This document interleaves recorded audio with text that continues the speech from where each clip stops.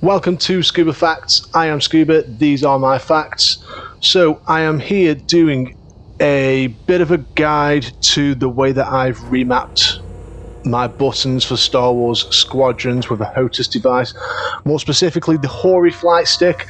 This is my third video on the Hori Flight Stick, and I'm actually getting to the point where I'm really enjoying playing with this. So just want to share my buttons. Now I've got a lot going on because I've got the HOTAS device on my knee, I've got the camera in front recording, got my microphone in a different place, my camera in a different place, so if I'm talking to you and I'm not looking at you, excuse me, but I've just had to try and figure out a way to make it work. So let's jump into it. Okay, so here we are in a practice. Let's begin with just a run through of the controls. Now, if you want to take a screenshot of that or something like that, then go for it.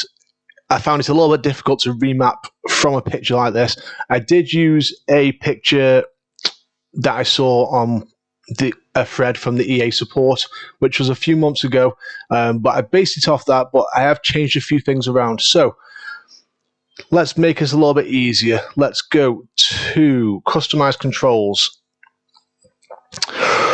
Right, let's have a look first off at the general stuff. So I don't use invert. I like to think of the joystick as when I pull back, I'm pulling the nose forward. When I push forward, I'm pushing the nose down. That's how my brain works. Each to their own. Throttle input mode continuous. Increments of 10%, that can go down. I've had no problems with 10% though. Throttle friction, all of these I think are pretty much default. Okay, so these are the settings that I've been using. You can play around with them a little bit. It makes a difference, but not a huge difference. So I've been going with 25% pitch sensitive, 25% yaw sensitive, 50% roll, 65% throttle sensitivity, and then obviously, as was mentioned in the last video, a static input from the gamepad throttle. The rest I've put into 0. Maybe I'll mess around with those further. I've quite liked the way it's turned out. So let's have a look at the remap controls. Menus and hanger, if you want to change those, change them. It's pretty basic. You can get used to the buttons. So flight, contextual interaction. So I believe that's to do with more the story mode. So you're acknowledging. I don't know. Anyway, so pitch up, pitch down, your right, your left. So you're basically going to change the joystick so that when you pull it down, up, that's how that's going there. Roll right, roll left. Now this is an interesting one. So you've got 2 triggers on here. So I've got it roll right and roll left. So you're pressing the left one to roll, right one to roll. But here's a cool one. So see this little button? I hope I got this camera right. See this little button here? Your little finger's just naturally on that. The way that this button, that's actually the L1 and R1 button. So if you're breaking off or approaching a target, instead of having to roll with this hand, if you just press that, it will just roll. Now, it will just roll one way. So let's check that out. So let's go forward. So if we're going to press that button with the little finger, and look, we're rolling. It's kind of easier. So if you're doing stuff with this hand on here, it's quite good. I find that real useful. So that's roll. Throttle increase and decrease, obviously, is with the throttle up and down. Right, boost. Now, I've got boost set as the touchpad button, which seems crazy because that is there. And how's that a good idea? However, because of the way that this controller works, this button here actually does the same thing. So when you're wanting to boost, you've got a thumb right on that anyway. So I found that to be real useful for boosting. Drifting, obviously the same. So fire, X is obviously a trigger on the front. Left auxiliary and right auxiliary I've got as the triangle and square buttons. So that's right there. So triangle is your left, square is your right. That works, that's pretty good. Countermeasures is the circle button, which is just below the triangle and square buttons.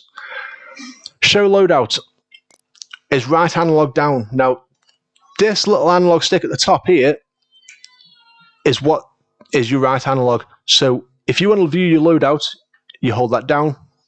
It works. Right. Your power systems. I've got maps to the directional pad. Now you can either use this button, which is directional pad, or this button. So it's kind of cool. It's kind of cool using this one, but it can be a little bit tricky. But you've got options. It's such a shame that you haven't got 4 buttons there, 4 buttons there. That'd be great. I mean, will we get further support? Perhaps. For now, this actually does work pretty well. So focus shields convert power. We're using the little right analog stick on the top of the joystick. And then once you're in that menu, you can then use your buttons to adjust. Select target ahead. Now this is the right analog stick up. That can be tricky because depending on how big your hands are, if you're going from the bottom of the joystick and then having to, it can be a little bit tricky, but that's something that you can get used to. And the targeting wheel, again, that'll bring it up the same. Cycle targets, L3, or target my attacker, double tap L3. That's actually this button here, and that's super useful. Okay, so the targeting wheel, that's once you bring up the targeting menu, which is hold up the right analog stick. And these are just targets. So ping target, right analog stick right. Acknowledge ping, double tap to the right. I don't really know what pings are. Maybe that's something you'll come across when you're doing more team-based multiplayer. So comms wheel, R2. And then on the comms wheel, you're using the left analog to select. That can be tricky. Free loop, I've not got anything mapped for the free loop because I never use it, and you are restricted with the buttons set up. So that's basically it. Oh, what happened with that? Yeah, that's back. Let's just double check we're not changed. Yeah, that's good. So that's basically how I've been using it. Save and exit. So let's check it out. Let's deploy an enemy squadron. Squadron 1. Okay, so we're L3 to cycle a target. Triangle. Oh, what was I on there? Oh yeah, no. My bad. Square. Okay, something worth bringing up. Now, this is real interesting. So we've got a switch down the bottom here. We've got narrow, normal, and wide. That's that there.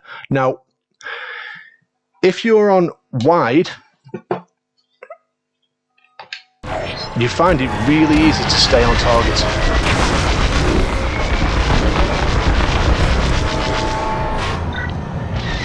Oh, he's gone. Okay, you find it really easy to stay on target. Let's see who's targeting us. But you sacrifice some movement. There you go. See how slow we're going there? Now, if we switch that back to the center setting,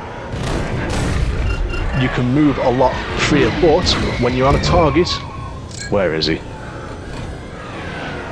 Let's get this target. When you're on a target, it can be a little bit tricky to stay on target. Got him. Let's roll out of there using the little finger on that little button at the bottom of the joystick. Reduce throttle. Right, let's find who's targeting us. Let's find this guy. There he is. Put shots on him.